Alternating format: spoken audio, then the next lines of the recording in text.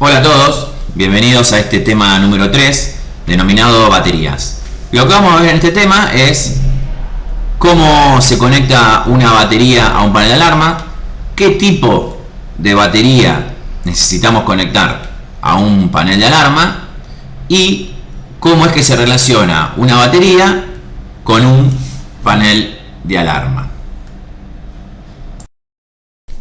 Veamos aquí en esta imagen otra vez los mismos tres paneles que vimos en el tema de Borneras AC. Tenemos la DSC 585 arriba a la izquierda, la SP4000 arriba a la derecha y la 1832 abajo en la parte inferior de la imagen.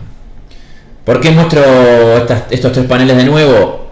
Porque me gustaría que veamos los tres conectores donde van a ir luego conectados a la batería. Si nos fijamos tanto en la SP4000 que está a la derecha arriba como en la 1832 que está en la parte inferior, vamos a ver que para poder conectar la batería necesitamos un conector que tiene una fichita que se conecta en la central, mientras que en la 585 que está arriba a la izquierda los dos cables de la batería vienen ya preinstalados en el panel de alarma. Luego en las borneritas de ese cable rojo y negro vamos a tener que conectar la batería, obviamente el cable rojo en el positivo de la batería y el cable negro en el negativo de la batería. Ahora bien, ¿qué batería vamos a conectar en una alarma? ¿La que nosotros se nos ocurra? ¿La batería de un auto? No. Esta batería que yo estoy mostrando en la imagen en estos momentos es una batería de 12 voltios y 7 Ah, que luego vamos a ver qué es ese Ah. Es una batería bastante común y corriente para conectar en un panel de alarmas. ¿Dónde vamos nosotros a determinar cuál es la batería que vamos a tener que conectar en un panel de alarma determinado? Lo vamos a ver en el manual, en el mismo lugar donde vimos qué transformador utilizar para ese panel.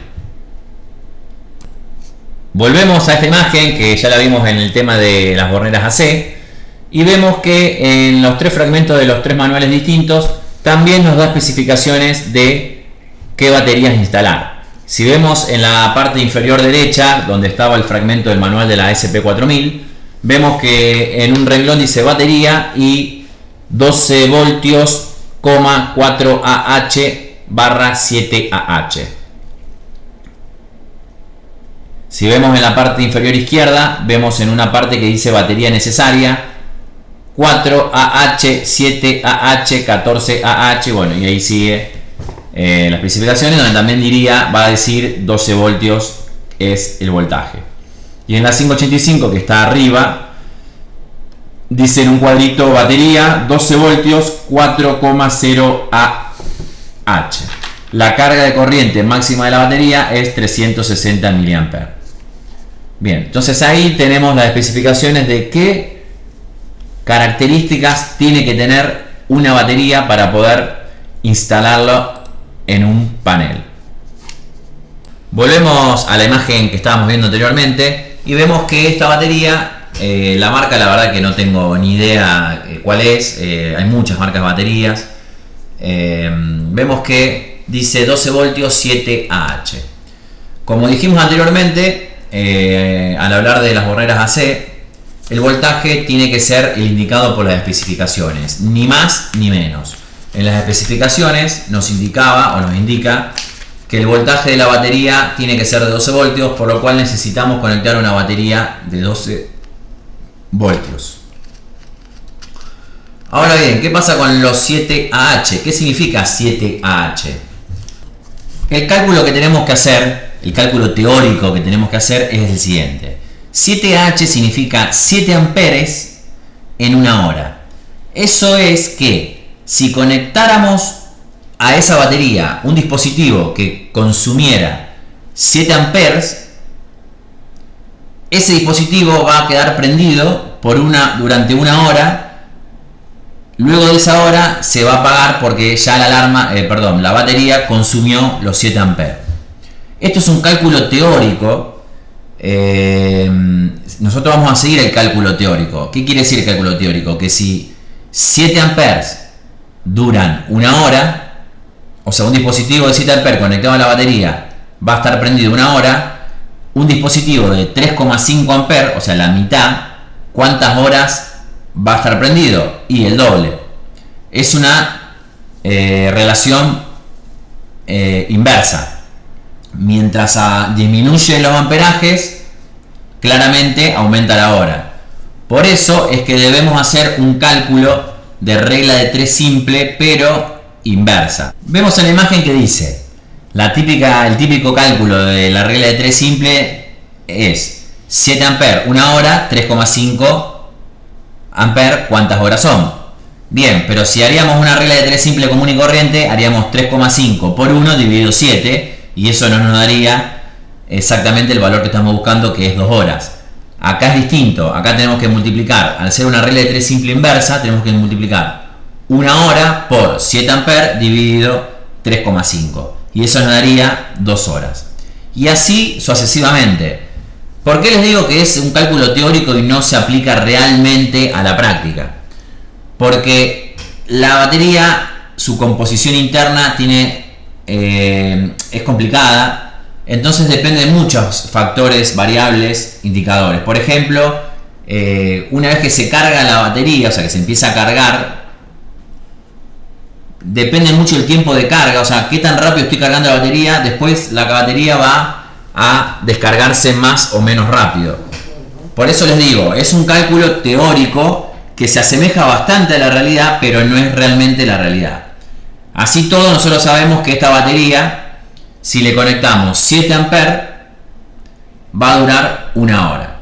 Obviamente, en un panel de alarmas, sumando todos los dispositivos que podemos conectar en una instalación regular, no va a llegar nunca, pero ni por los codos, a 7 amperes. Vamos a ver a partir ya de las salidas auxiliares que el máximo que el panel de alarma puede alimentar entre las salidas auxiliares y las salidas de datos, de bus de datos, es 1,4 amperes, o sea 1400 miliamperes. Así que imagínense que una batería nos tendría que durar bastante. Hablemos ahora sobre cómo es que funciona una batería una vez que se corta la tensión.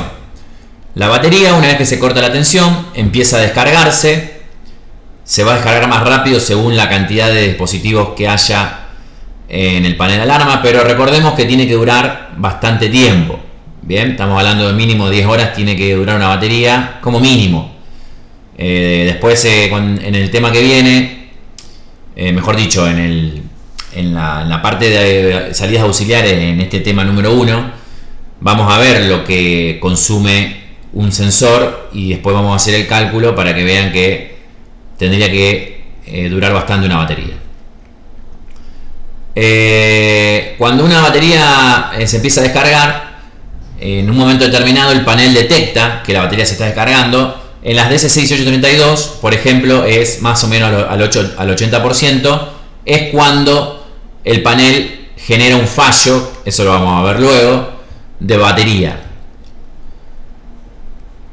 A los 30% más o menos ya de descarga de la batería, ya el alarma empieza a dar un mensaje mucho más fuerte, empieza con unos pitidos en el teclado, siempre hablando de la 1832 y la 585. Y en un porcentaje determinado, la batería se apaga. Se apaga antes de descargarse en su totalidad. Esto pasa con cualquier batería, ya sea una batería de un celular, de un auto, etcétera, etcétera. Vuelvo a repetir, la composición de una batería interna es muy compleja, por lo cual, si la batería se descargara del todo, sería muy difícil que esa batería se pueda volver a cargar. Entonces, automáticamente, ya la batería de por sí tiene un procedimiento de, al llegar a un determinado porcentaje, se apaga.